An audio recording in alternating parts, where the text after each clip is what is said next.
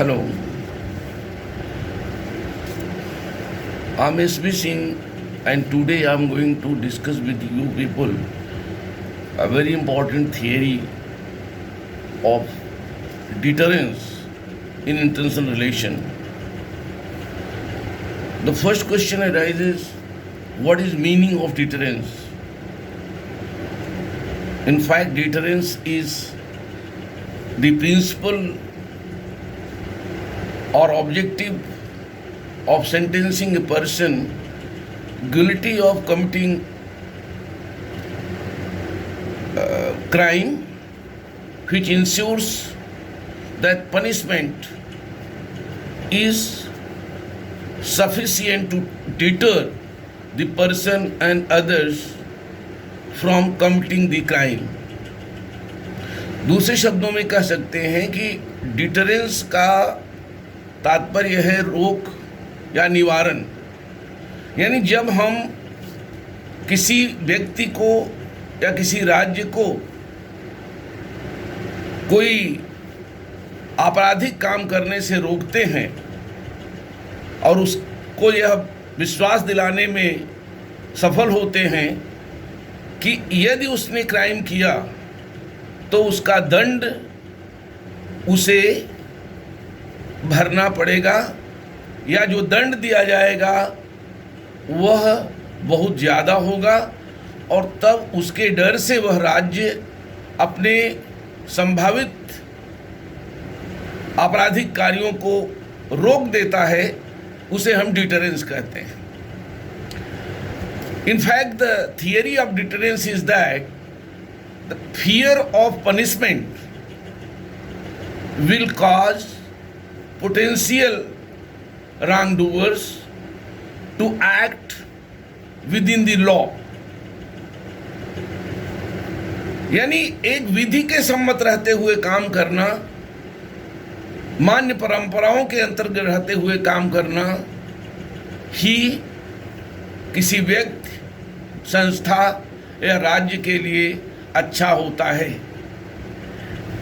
When we talk deterrence in international relations, we find that while studying international relation and particularly studying the concept of security, deterrence is a policy.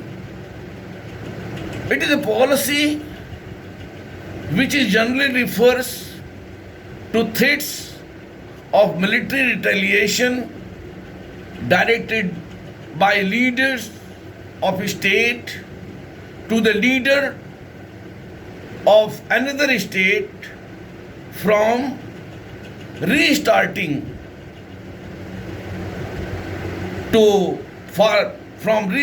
to the threats of use of military force in pursuit of its foreign policy goal. यानी deterrence एक ऐसा साधन है जिसके माध्यम से एक राष्ट्र का नेतृत्व दूसरे राष्ट्र के नेतृत्व को इस बात का विश्वास दिलाता है कि यदि उसने अपने विदेश नीति को प्राप्त करने के लिए मान्य सीमाओं के बाहर जाकर काम किया तो उसे उसका परिणाम भुगतना पड़ेगा। So deterrence is some sort of avoidance of pursuing foreign policy goals which a country, which a state wants to achieve in relation to others. This deterrence is of two types in international relations. अंतर्राष्ट्रीय संबंध में deterrence के दो प्रकार मिलते हैं।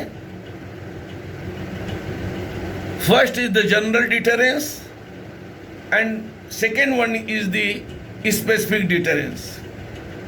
What is general deterrence?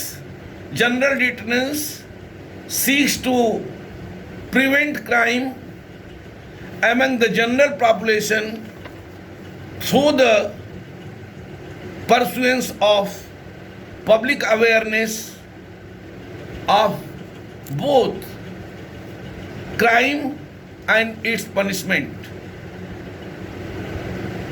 सामान्य deterrence को हम कह सकते हैं कि एक देश के भीतर जब अपराध करने वाले को दंड का पता रहता है तो उसे हम सामान्य डिटरेंस कहते हैं। यानी वह यदि अपराध करता है तो उसे दंड मिलेगा, यह भय उसके मन में रहता है कि यदि उसने अपराध किया तो वह दंडित होगा। तो इस दंड के भय से जब वह कार्य नहीं करता तो उसको हम सामान्य डिटरेंस कहते हैं। इसके अलावा दूसरा जो प्रकार है डिटरेंस का, the second category of deterrence is specific deterrence, and this specific deterrence seeks to prevent crime committed by those individuals who have already committed an offense in past, and they are warned again that if they commit again crime, they will be specifically punished. The theory of deterrence that has developed in translation from the work of Hobbes, Beccaria and Bentham, and all these three relies on three components of deterrence.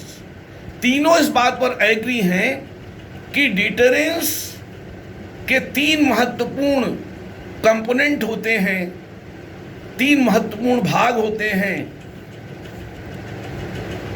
ये तीन भाग हैं severity,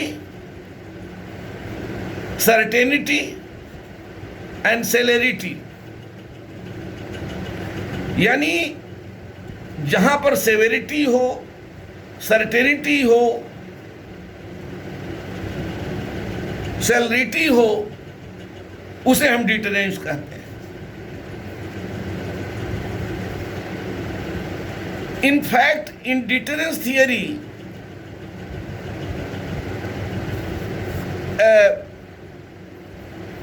it is the objective of sentencing a person or state guilty of crimes which ensures that punishment will be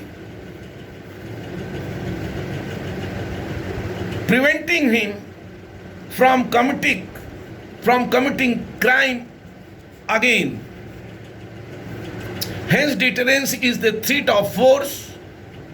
यह एक भय का, शक्ति का भय है।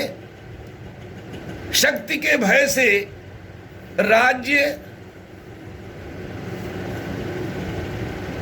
अनैच्छिक अनवांटेड एक्शन से जब बचते हैं तो उसको हम डिटरेंस कहते हैं। In fact, deterrence is practiced in order to discover an opponent from taking an unwelcome action, and this can be achieved through the threat of retaliation. This retaliation is through by punishment, or it also means denying the opponent's war aims. In fact, deterrence is the denial. There are 5 types of punishments in deterrence theory. We also know it.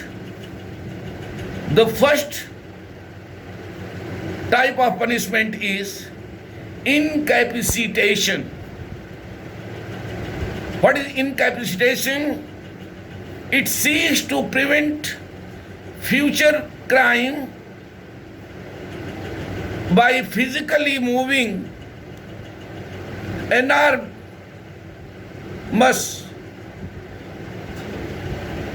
physically moving criminals from society is the incapacitation. किसी को अक्षम बना दो कि आपके ऊपर वह कोई गलत काम न करे. The second is the deterrence, निवारक, रोक, अवरोध. The third is the retribution.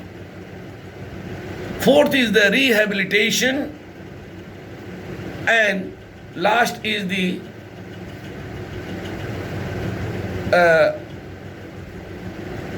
restoration. Through these 5 types of punishment, the theory of deterrence is pursued in international relation. Now, from this general perspective, we can go further and find out how this deterrence theory in international relation has been applied.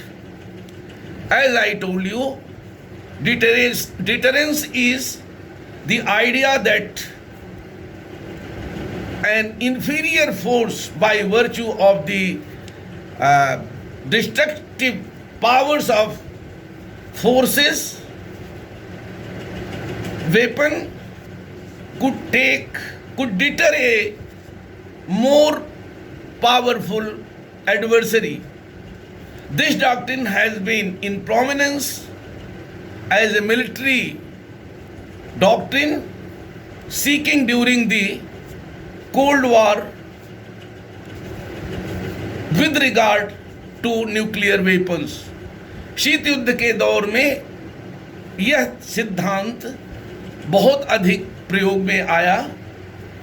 And particularly this deterrence theory has been related to the nuclear weaponry possessing nations.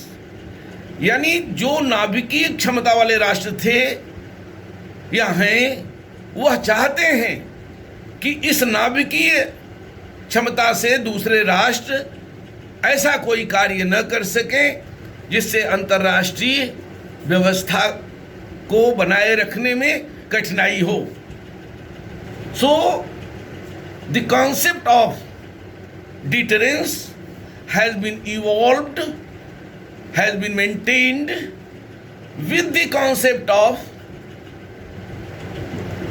MAD, mutual assurance destruction. यानी दोनों पक्षों को इस बात का पता है कि अगर उन्होंने एक दूसरे के खिलाफ नाभिकीय शक्ति का प्रयोग किया तो दोनों को समान नुकसान, हानि उठानी पड़ेगी. तो ऐसी स्थिति में there will be full scale war, and this full scale war will destroy everything. So MAD is known deterrence. Deterrence in fact is a strategy.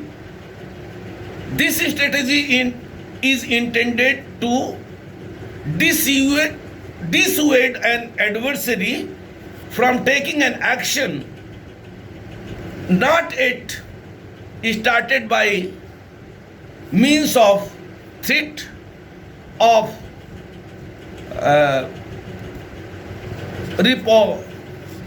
reprisal, or to prevent them from doing something that another state desires.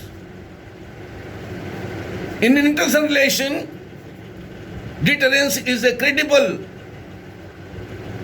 when it is seen in nuclear context. A credible nuclear deterrence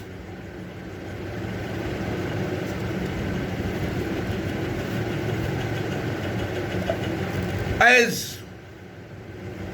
wrote Bernard Brodie in way back 1959, must be always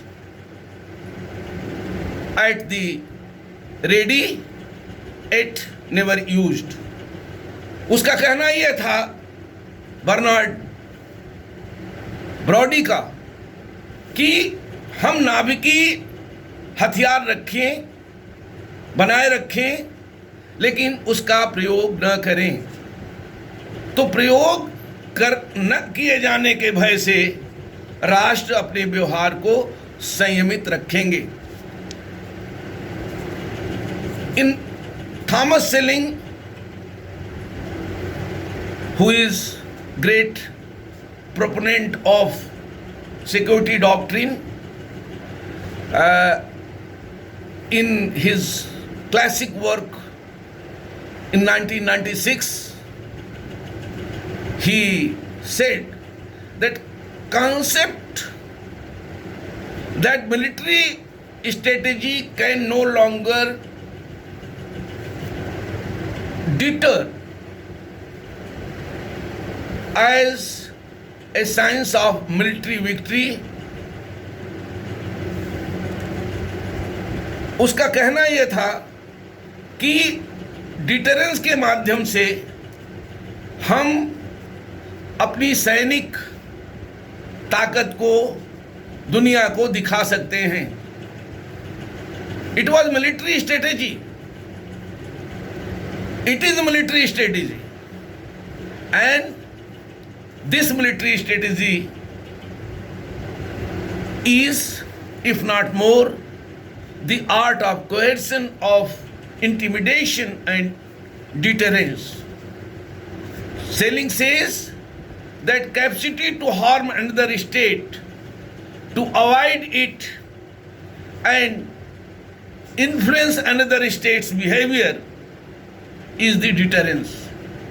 So use of the power to hurt to the bargaining power is the foundation of deterrence theory and is most useful when it is held in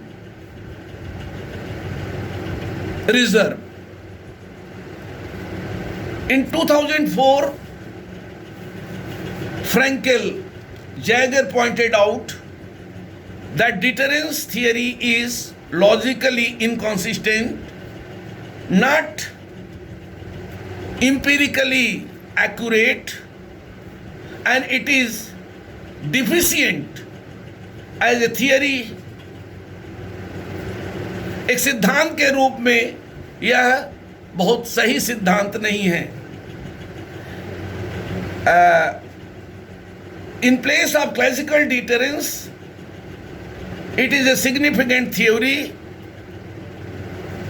in strategic and international relations. I have already discussed with you. Deterrence is deterrence is, if implemented and executed, to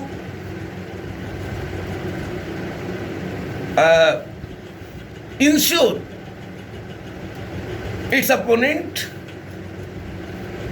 It is a theory which ensures its opponents that they must abide by will of stronger force.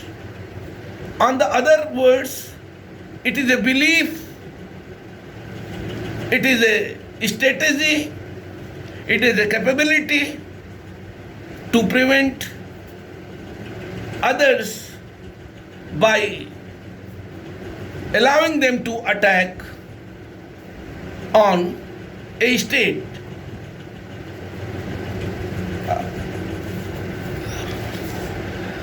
Deterrence is achieved by denial, deterrence is achieved by punishment, and deterrence is ensured by defeat.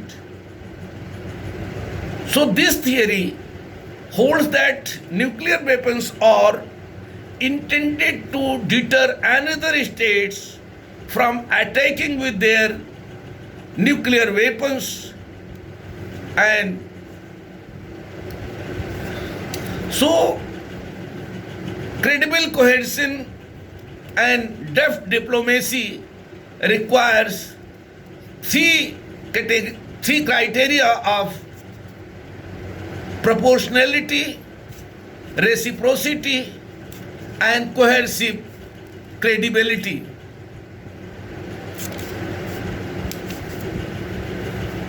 In fact, threats, use of force, economic sanction, all must be credible to a state attacking on another state. Here are some other factors of like international actors like United Nations, NATO, domestic political economic conditions. So let us conclude.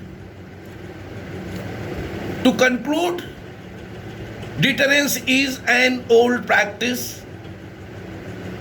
It is readily defined and described widely. It is employed widely but unevenly effective and of questionable reliability. It elevated to prominence after Second World War, and with the arrival of nuclear weapons, deterrence became the central recourse for sustaining international peace, order, national and international security. So deterrence has been employed to prevent the destruction of states, societies, and humanity. The greatest success of this deterrence theory has been that despite of the fact that nations possesses nuclear weapons, but they have not been used for destructive purposes.